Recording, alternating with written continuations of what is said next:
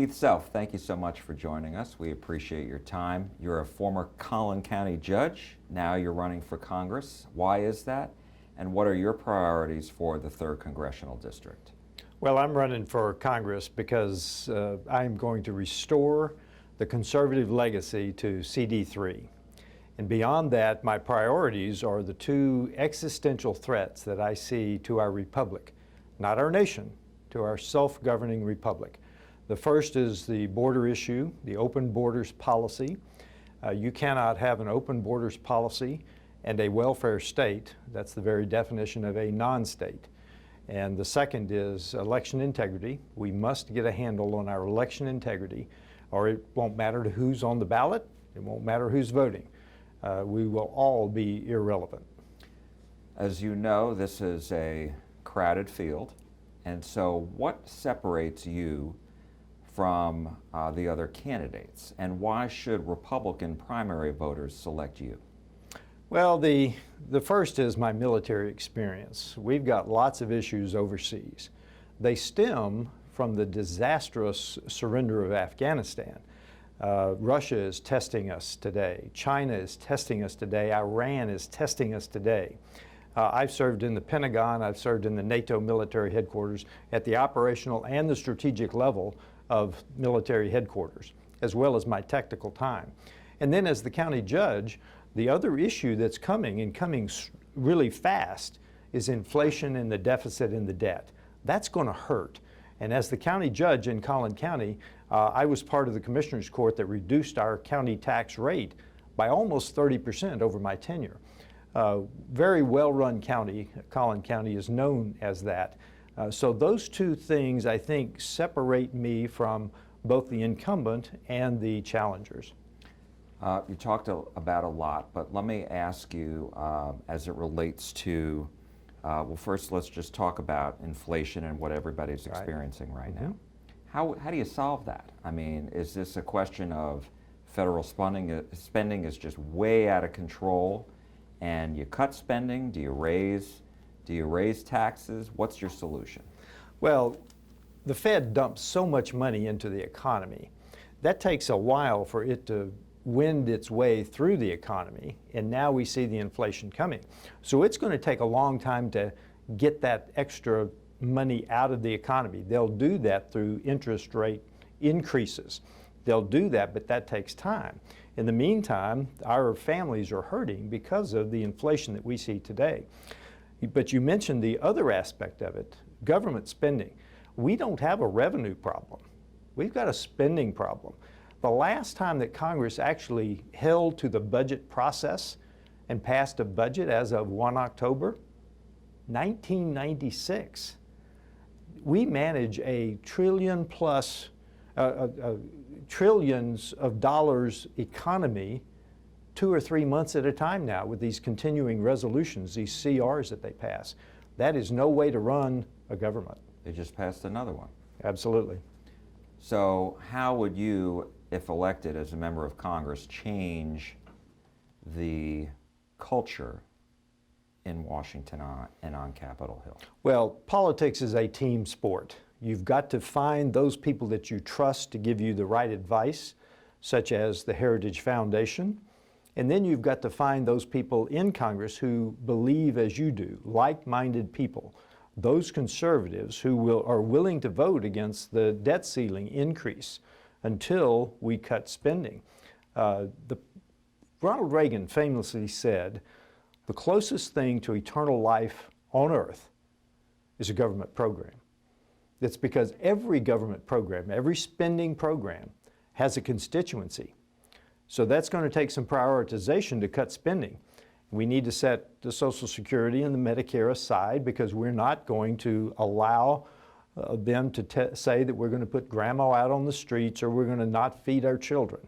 But there are like 89 different means-tested programs for the safety net, so-called safety net, for well over $1 trillion. We need to consolidate them. We need to reduce that spending, consolidate it to the most important programs. So there are ways to do this if you'll just look at how massive the government programs are at every level. As far as Social Security and Medicare, aren't these programs in trouble financially? I mean, Well, they tell us they are, but I think the real issue is that when I started work, I think there were like 5 or 6 workers to support every retiree. Now they're down to like 2 or 3. So that's the real problem, because how much can you tax the few remaining workers for the many? But that's a real issue, because we've got to meet our obligations, the promises that we have made to the current retirees. So are they in trouble? Absolutely, as long as we don't grow our economy and cut spending in other places other than Social Security and Medicare. Because this is the prioritization that I just talked about. We've got to prioritize those lesser important programs so that we can continue to fund the programs that are most important. you spoke about border security. What is the solution? Because right now, I mean, obviously it's up to the executive branch. Every Republican that you speak to is highly critical of what's going on. Right. Even some Democrats are not pleased. Right. So what is the solution if you're elected? How do you force the Biden administration to do more at the border? Well, I have no doubt that the Republicans will have control of at least the House of Representatives, if not the Senate as well. So this is the case where we need to be passing laws that strengthen our border security, and then see if Mr. Biden will be willing to veto laws that protect the people of the United States, because there are no non-border states anymore, because they're dispersing these immigrants across the United States. I mean, you saw the reports about the flights going into White Plains Airport in Westchester County, New York. If you know Westchester County, New York, it's a very wealthy county just north of New York City. The last place that you think that they would want to be putting immigrants. There are no non-border counties in the state of Texas anymore. So the Texas delegation needs to be speaking out about border security and gathering all of those. If Texas is the leader of the conservative bloc of the states, then our congressional delegation needs to be piecing together all of those states that agree with us to form a more solid bloc of states that will go, once we control Congress, and pass these laws that will strengthen our border security in many different ways. You spoke about election integrity. Mm-hmm. What is your solution, and what are you proposing? Well, we need to, first of all, not let Congress federalize our elections, because if they do that under a Democrat Congress, they will simply codify into law all of the shenanigans that we saw in the 2020 election. Fraud has been going on for decades, for every election. But in the shenanigans that we saw, in fact, our hands are not clean. Our own governor extended early voting hours unilaterally.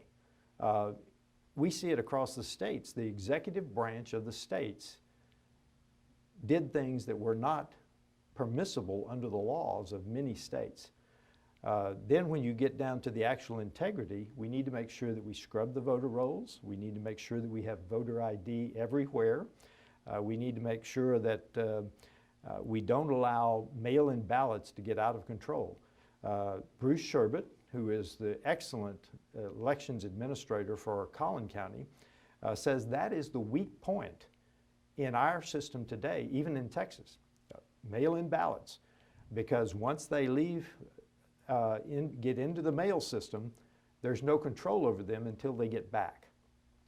So we need to make sure that mail-in ballots specifically are controlled and are under better management, because that's the weak point in the entire system. But how is it Congress, to your point, if it's not up to Congress to federalize elections, how do you accomplish what you're setting out to do? That's really up to state legislatures. Absolutely, and that comes into the influence. Congress has no authority, and I don't want Congress to have authority over the state elections, but this is influence from the Texas delegation at the State House to influence them to do that. Because politics is often, in fact, not as much authority as it is influence. And we need to be exercising that influence at the state level. Of course, Democrats feel differently about it in the state because we saw them go up to Washington over the summer, the state lawmakers. We did. And members of the Democratic Congressional delegation here in Texas all supported them. So obviously there's differences of opinion depending on the party. There are. There's a Republican majority right now, and they have not. Think about when the Democrats left. What did they leave over? Did they leave over the heartbeat bill? No. Did they leave over constitutional carry? No. They left over election integrity. That's the one issue that they ran to Washington over. And that tells you how important it is for them to make sure that we don't control elections, that we allow all of these shenanigans that we saw in the 2020 election happen. In fact, they would like for it to be codified into law at the federal level. But the Democrats, when you talk to them, raise concerns, as you know, that some of these tactics are to keep African Americans and Latinos away from the polls. Last evening, Bruce Sherbert again, he turned down the state level job, he turned down the Tarrant County job to wait to work for Collin County because he wanted to work for Collin County. He is well known as the expert in elections administration in the state of Texas. He says that the average voter will see very little difference in all of those changes that happened at the Texas state level. It's the internal controls that they worked on. I wanted to ask you about something you said at the beginning of our interview, and that is you wanted to restore the conservative legacy Correct. Of this congressional district. Correct. What in your mind needs to be restored? Sam Johnson was the congressman in this district for decades. His two daughters, in a letter, wrote that they believe that this district is now compromised because of the very close relationships and the votes with the Democrats in the U.S. Congress. So you're talking about Congressman Taylor's voting record. Did I mistakenly see? He gets high marks from conservative organizations, no? NRA and Heritage. We expected that because the establishment sticks together. A challenger, and this is why a challenger cannot expect to get any of those. The votes that really impact the voters of District 3, what I'm hearing is when you vote for the January 6th Commission, you have abandoned your district. That is a red line for many voters in Collin County, in District 3, which includes now, as you know, most geographically Hunt County. Wanted to ask you about that because I was reading comments from Congressman Taylor about his vote for the commission, and he said it would have been bipartisan, you would have had the same number of Republicans as Democrats to try to figure out what was going on, and he said to see if Nancy Pelosi didn't do her job to try to secure the Capitol. That's what he said in comments that I read. What's wrong with that? When you look at, we have 23 Republican congressmen in the state of Texas today. 2 of them voted for that. That really tells you everything you need to know. Congressman Taylor is trying to reimagine his vote exactly as the state is trying to, people in the state are trying to reimagine the Alamo. You don't get to go back and rewrite history. And so because of that one vote, you say... Oh, no. No, not what because else of the one is, vote. Well, what else is there? The other issue that seems to make the most difference to the voters in CD3 is the fact that he has moved to McLean, Virginia. Texans are proud people. We like to look people in the eye. We like to shake their hands.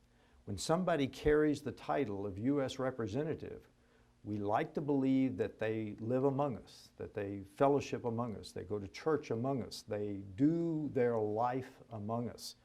And moving their family to D.C., moving his family to D.C., Listen, Congress is in session about 175 days a year. So that leaves more than half of the year that Congress is not in session. Now, of course, a congressman is going to be in D.C. when Congress is in session. Well, but what about that other half of the year? Where is the congressman then?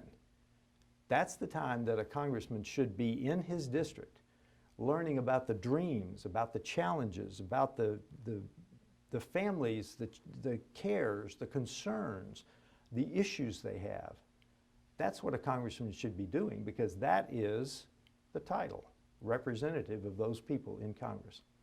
Keith Self, thank you so much for your time today. We really appreciate it. Thank you for having me. Absolutely. Thank you.